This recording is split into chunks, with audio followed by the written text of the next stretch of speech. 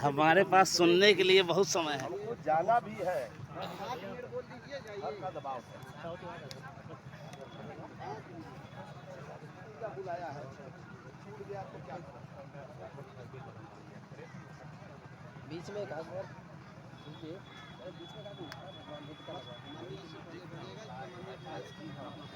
करुणा होगी, करुणा वो अच्छा उनके सम्मान में। हाँ ठीक नहीं गाना लाने दीजिए।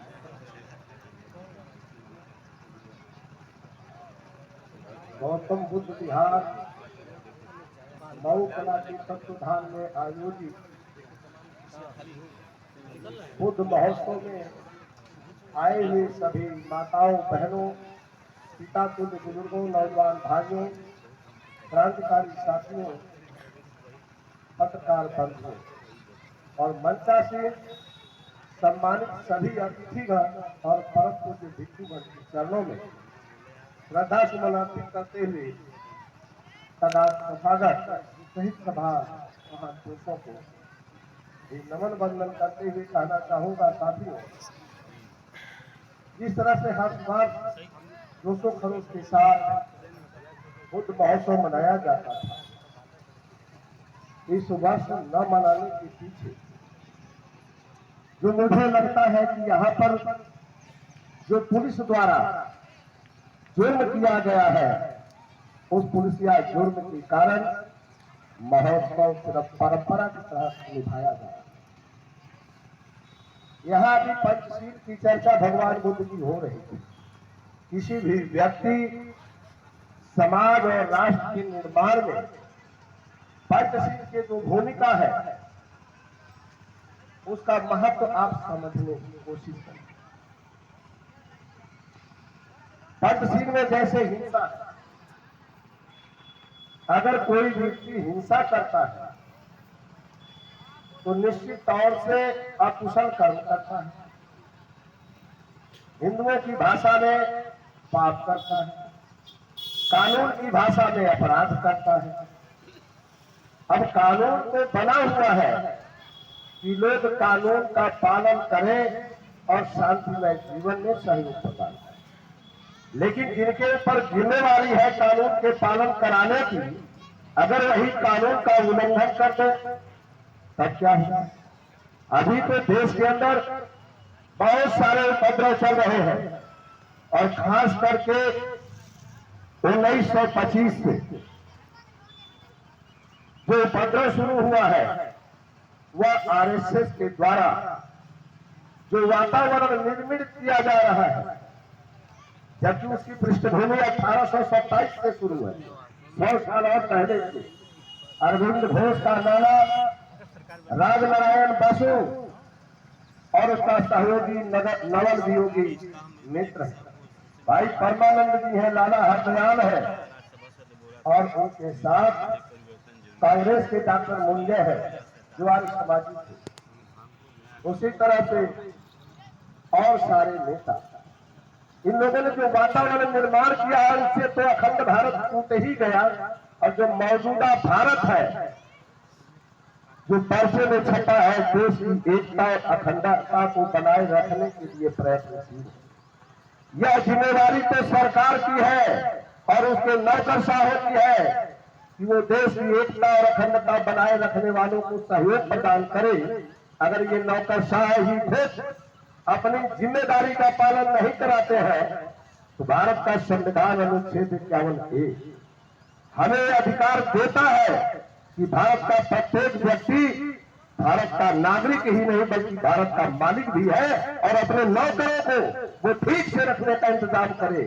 और नहीं मानते हैं तो भारतीय दंड विधान की जो धाराएं हैं, उसका सुनिश्चित रूप से पालन कराने के लिए दंड प्रक्रिया संहिता की धारा 340 का सहारा लेकर इन लोगों को ठीक किया जा सकता है। इन्हें भी उसी तरह से पकड़कर जेल के हवाले किया जा सकता है जैसे ये हमें पकड़ करके जेल भेजते हैं, आपको जेल भेजते हैं। इनको 40-41 में अधिकार है और सीआरपीसी की धारा 43 में देश की जनता जिसे मालिक चुना गया है, इसके पास वह पावर है कि कोई सरकारी कर्मचारी या राजनेता गलती करता है कानून विरोधी कार्य करता है तो उसको गिरफ्तार करके न्यायपालिका के हवाले कर करके इस देश के अंदर इंसाफ कायम करें, जनतंत्र कायम करें, लोकतंत्र की हिफाजत करें। ये हमारी आपकी जिम्मेवारी है। तब सवाल उठता है कि इस तरह के अपराध क्यों होते हैं? भगवान बुद्ध से पहले भी बहुत सारे लोग चिंतन मनन कर रहे थे कि भाई दुनिया में शांति नहीं है। यह बात विजयवर्गीय नामक युवक भगवान बुद्ध के पास जब जेठ वन में विहार जाते हैं और पूछते हैं कि भगवान दुनिया में बड़ी अशांति है, बड़ी दुख और पीड़ा है, आप बात बताएं। तो संवाद के तहत भगवान बुद्ध ने 38 बात बताए हैं कि क्या करना चाहिए शांति के लिए, क्या नहीं करना चाहिए। तो उस संदर्भ में चर्चा हम लोगों के परम पूज्य भंते जी के माध्यम से होगा। हम चंद बात कहकर के साथियों अपनी बारी को विराम देंगे कि आज देश प्रतिक्रांति के दौर से गुजर रहा है।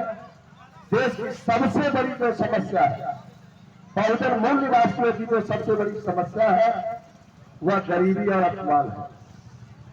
गरीबी और अपमान का कारण, गरीबी का कारण इस देश में पूंजीवाद है और अपमान का कारण ब्राह्मणवाद है। पूंजीवाद और ब्राह्मणवाद दोनों से भारत बर्बाद। और अगर आवाज करना है तो पूंजीवाद और ब्राह्मणवाद के खिलाफ निष्पक्षता बहुजन समाज को संगठित होकर गांव से दिल्ली तक की लड़ाई लड़ना होगा और अपने हाथ में हुकूमत लेना होगा।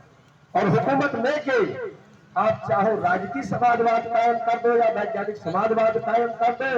और ब्राह्मणवाद के खात्मे के लिए जो संविधान बना है, मूल अधिकारों का उल्लंघन करने वालों की जो सही जगह है, जहां पर आज भारत देश के विभिन्न जेलों में 60 से 70% निर्दोष लोग बंद पड़े हैं।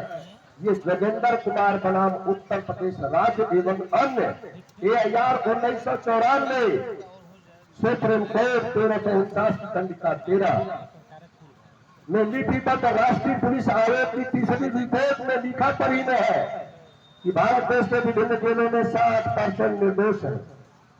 चीफ जस्टिस साहब सुप्रीम कोर्ट रमन्ना साहब कहते हैं कि यह संख्या 70 हो गई और जो 70-75% निर्दोष लोग जेलों में बंद है, उनके विषय में भारत सरकार के पूर्व कानून मंत्री किरण रिजिजू साहब ने कहा है कि 85 से 90% यह आदिवासी, अनुसूचित जाति, जनजाति, पिछड़ा वर्ग और अल्पसंख्यक समाज के लोगों को जो निर्दोष है, ये पुलिस वाले षड्यंत्र के तहत जेल में भेज कर रखते हैं। अब अगला कानून पारित कराने की जरूरत है।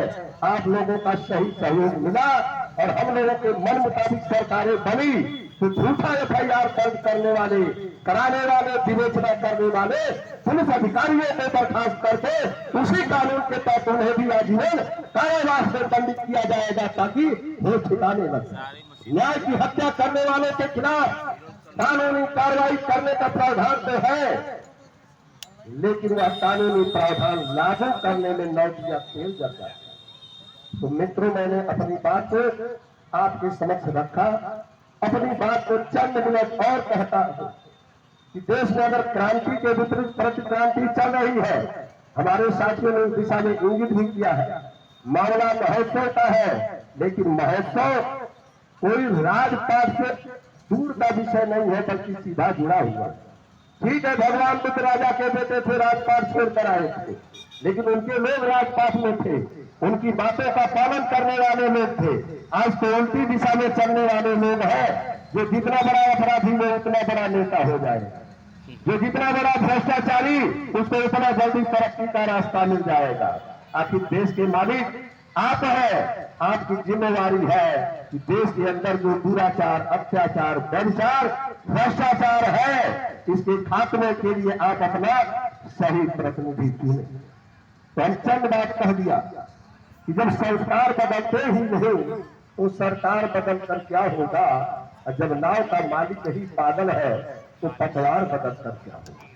बहुत सारी सरकारों को आपने बदला है 77 वर्षों में, बहुत सारी सरकारों को बदला है, लेकिन क्या सामाजिक परिवर्तन भी हुआ?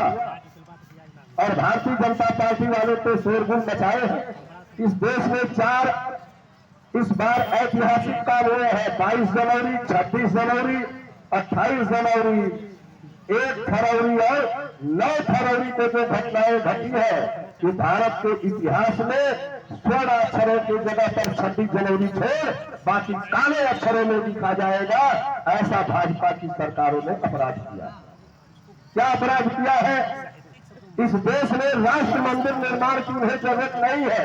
राम मंदिर के लिए पूरे गांव-गांव शोरगुल मचाए हुए थे, गांव-गांव भगवा लहरा रहे थे, लेकिन राष्ट्र मंदिर का जो प्रतीक सिंबल है, देश के लोगों की आन बान शान प्रतीक है, वह भारत का राष्ट्रीय ध्वज भारत के क्या हर घरों में लहराया गया?